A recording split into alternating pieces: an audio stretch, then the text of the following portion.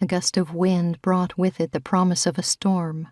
Hurriedly, he slipped on the night goggles, adjusted the strap, and set out for his target. 15 minutes later, he emerged from the woods that abutted the property belonging to former Pearl Springs City Councilman Joe Slater. He couldn't see the back of the house, but darkened windows along the front indicated no one was up. The garage was connected to the house with a covered breezeway, and he crept toward a side door. Once inside, he found Slater's fancy SUV parked beside his wife's Escalade. The GMC Hummer was the only vehicle Slater drove. He slid under the SUV and found the nut assembly that held the tie rod in place. Using tools he'd brought with him, he pulled the cotter pin locking the castle nut in place and let it fall to the floor while he tackled the nut. Once it was off, he wrapped it in a handkerchief. He crawled out from under the Hummer, and his heart almost stopped at the opening click of a door.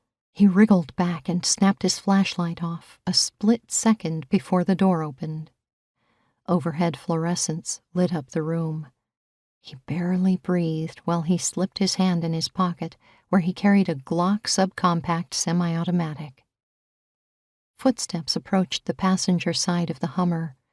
Plaid pajamas and leather house slippers came into view and stopped so close he could grab Slater's legs if he wanted to.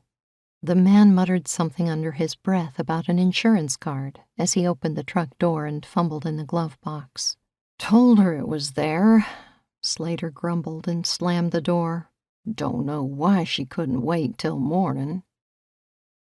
Less than a minute later, Slater killed the lights, plunging the garage into pitch darkness. Tension eased from the man's body, and he took a shaky breath. That was close. He checked his watch and forced himself to wait 30 minutes before easing out of the garage with the castle nut in his pocket. As tempting as it was to keep it for a souvenir, it might be better to toss the nut on the shoulder of the road for the cops to find. That way they would think it simply came loose and fell off. He was halfway across the front yard when a dog yapped. An ankle biter. It figured that Slater would have the kind of dog that sneaked up behind a person and sank its teeth into their ankle when they weren't looking. The front porch light flickered on, revealing a large Harrison Carter for Senate sign in the yard.